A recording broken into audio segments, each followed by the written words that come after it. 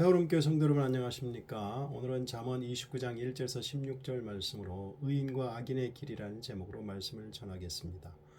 잠언 25장에서 29장은 히스기야가 궁궐 서기관을 시켜 솔로몬의 잠언을 편집한 것입니다. 잠언 29장인 오늘 본문은 히스기야가 편집한 마지막 장입니다.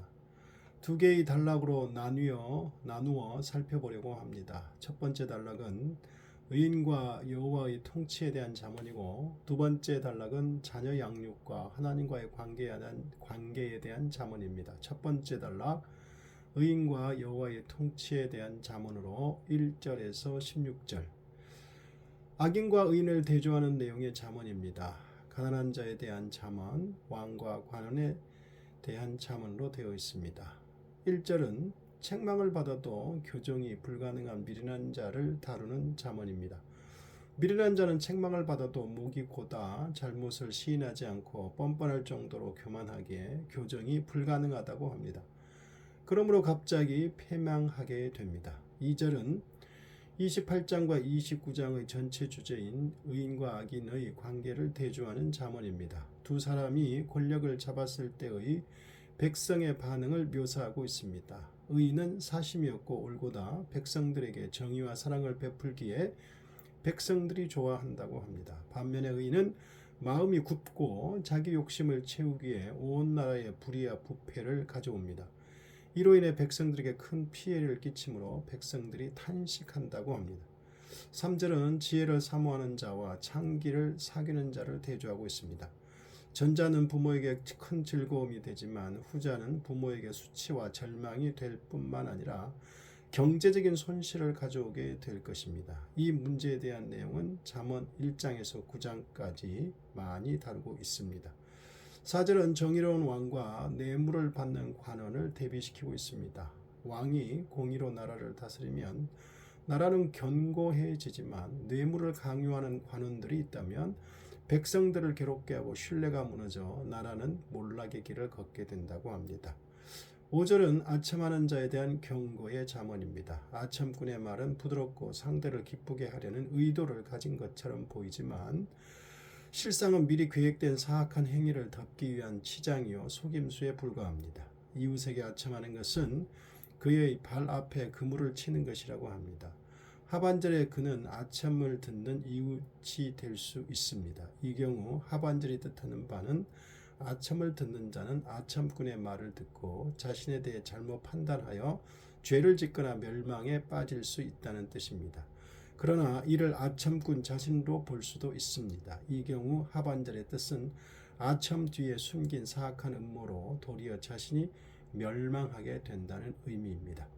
6절은 악인의 범죄와 의인을 대조하고 있습니다. 악인이 죄를 범하는 것은 자신의 꾀로서 남을 잡기 위해 그물을 쳐놓지만 궁극적으로는 자기 꾀에 빠지게 된다는 것입니다. 반면에 의인은 욕심이나 부끄러움이 없으므로 항상 노래하며 기쁘게 지낼 수 있습니다. 7절에서 의인과 악인의 대조가 계속됩니다. 가난한 자에 대한 의인과 악인의 상반된 태도를 설명합니다. 의인은 가난한 자의 사정을 알고 헤아립니다. 가난한 자의 형편을 이해하고 도와주고 보살펴 줍니다. 반면 악인은 관심도 없고 도와주지도 않습니다. 8절은 거만한 자와 슬기로운 자를 대조하고 있습니다. 거만한 자는 성읍을 요란하게 합니다. 거만한 자는 성읍의 입구에 서서 상대를 비웃고 자신의 지식을 자랑하며 성읍을 소란스럽게 만듭니다. 백성들은 그에게 분노를 품고 그와 대적하게 됩니다. 그러나 슬기로운 자는 분노와 분쟁의 자리에서 그들을 설득하고 분노를 잠재워 화평을 추구하는 자입니다. 9절은 지혜로운 자와 미련한 자가 서로 다투는 상황을 그리고 있습니다. 둘 사이에 다툼이 커져서 법정에까지 가면 지혜로운 자는 노할 수도 있고 웃을 수도 있지만 둘 중 어떤 태도를 취하든지 평화가 없다고 합니다. 왜냐하면 미련한 자와는 합리적인 대화로 사건을 풀어나갈 수 없기 때문입니다. 노하면 노한다고 덤빌 것이고 웃으면 웃는다고 시비를 걸 것이기 때문입니다. 10절은 피 흘리기를 좋아하는 자와 정직한 자를 대조합니다. 전자는 폭력을 행사하는 자로 인간의 생명을 무시하는 자입니다. 그런 자는 자신과 반대인 온전한 자를 미워한다고 합니다. 그러나 후자는 온전한 자의 생명을 찾으려 한다고 합니다. 11절은 어리석은 자와 지혜로운 자의 분노에 대한 태도를 대조합니다. 전자는 분노를 드러내고 후자는 억제한다고 합니다. 12절은 거짓말에 귀를 기울이는 통치자와 그에 상응하는 신하와의 관계를 다룹니다. 통치자가 거짓말을 듣기 시작하면 그 공동체는 곧 부패된다고 합니다. 통치자의 가치와 행위는 신하들에게도 그대로 반영됩니다. 통치자가 의롭지 못한 조언을 받아들인다면 공동체 전체에 불이한 영향을 끼치게 됩니다. 13절은 가난한 자와 포악한 자가 같이 사는 사회적 상황인데 이것은 그 당시의 사회적 상황의 혼란이 극심해진 것을 반영하고 있습니다. 그러나 이런 극한의 상황에서도 하나님은 모두에게 그의 눈빛을 비추신다고 합니다. 가난한 자와 포악한 자는 어느 시대 어느 곳에서나 공존하며 그 갈등은 계속되고 있습니다. 그러나 악인이든 가난한 자든 간에 그들의 생명이 지속되게 하는 분은 하나님이시라는 것입니다. 14절은 가난한 자의 문제를 왕에게 적용시키는 잠언입니다. 하나님을 대신하여 통치하는 왕의 역할은 가난한 자를 돌보는 것입니다. 왕이 그렇게 하는 것은 정의의 일환으로 정의를 실천함으로써 왕의 권위는 더 높아지고 왕의 보좌는 더욱 견고해집니다. 15절은 자녀 교육에 대한 잠언입니다. 자녀가 악한 습관에 빠지도록 내버려 두면 그 어머니에게 수치가 될 것이라고 합니다. 자녀에게 지혜를 가르치는 것이 쉽지 않기에 체벌이 유용하다고 합니다. 16절은 악인의 확대를 다루고 있습니다. 악인이 많아지면 즉 확대되면 죄가 많아지고 그 사회는 멸망할 것이라고 합니다. 그 과정에서 의인은 악인의 멸망을 목도하게 될 것입니다. 그 결과 의인은 안타까움과 동시에 하나님의 공의가 살아있음을 경험하게 될 것입니다. 두 번째 단락, 양육과 하나님과의 관계 17절에서 27절. 이 단락은 자녀 양육에서 시작하여 악인과 의인의 대조로 마무리합니다.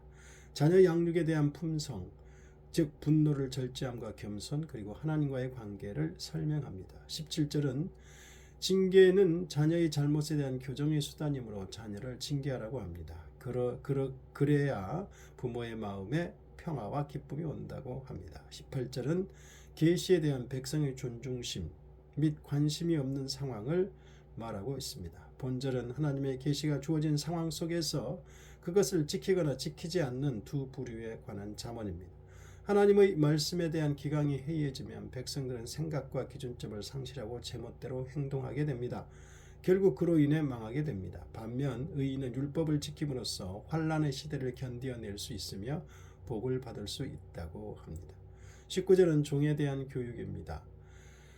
심성이 악하거나 미련한 종은 말만으로는 주인을 따르지 않는다고 합니다. 그러므로 징계와 체벌로 종을 다룰 필요가 있다고 합니다. 20절은 말을 성급히 하는 사람에 대한 잠언입니다. 말을 앞세우는 사람은 과정의 정당성을 무시하고 성취와 결과에만 관심을 둡니다. 이런 사람은 미련한 자보다 위험하다고 합니다.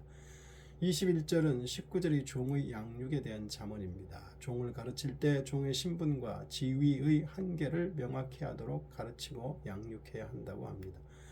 그래서 서로에게 혼란이 없고 책임 소재가 명확해진다고 합니다. 22절은 화를 내는 자에 대한 잠언입니다. 화를 잘 내는 사람은 쉽게 분노하기에 싸움으로 이어지게 됩니다. 그 결과 자신을 제어하지 못하고 범죄로까지 이어집니다. 23절은 교만과 겸손을 대조한 잠언입니다. 사람이 교만하면 낮아지고 겸손하면 영예를 얻게 된다고 합니다. 24절은 도적질의 위험을 경고합니다.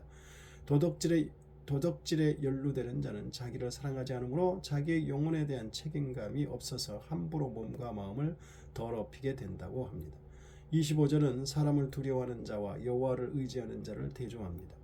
사람을 두려워하고 여호와를 두려워하지 않는 자는 올무에 빠지게 된다고 합니다. 권력, 명성, 부 따위를 갖고 있는 사람에게 잘 보이기 위해 자신의 삶이 통제당하도록 내어 맡겨버리는 경우 그 묘한 압박감 때문에 분명한 하나님의 뜻과 옳은 길로 나아가기를 주저하게 됩니다. 그리고 사람의 인기를 중시하여 여론에 민감한 자의 경우도 하나님의 뜻보다는 사람의 평판을 따르게 됩니다. 그러나 그 같은 성향의 결국은 결코 안전하지 못하게 됩니다. 그러나 여호와를 의지하는 자는 사람을 두려워하지 않습니다. 마음이 안정되고 하나님의 보호 아래 살게 되므로 안전합니다. 26절에서 인간 통치자에게 은혜를 구하는 자는 앞절이 사람을 두려워하는 자를 의미합니다. 그런 자는 하나님을 의지하고 의지하지 않고 무시합니다. 그러나 모든 일을 이루시는 분은 여호와이십니다. 27절은 악인과 의인을 대조합니다. 둘은 서로 대적자가 된다고 합니다. 반대로 악인은 불의한 자를 사랑하고 의인은 정직한 자를 사랑한다고 합니다. 27절은 잠언 25장에서 29장까지의 결론으로 의인과 악인 사이에서 어느 편에 설 것인지 결단을 요구하고 있습니다. 기도하겠습니다. 하나님 아버지, 의인의 삶과 악인의 삶이 우리 앞에 놓여 있습니다. 사람을 두려워할 것인가 하나님을 의지할 것인가가 우리 앞에 놓여 있습니다. 하나님 아버지, 의롭게 하나님을 의지하며 사는 자 되게 하옵소서. 예수님 이름으로 기도드립니다. 아멘.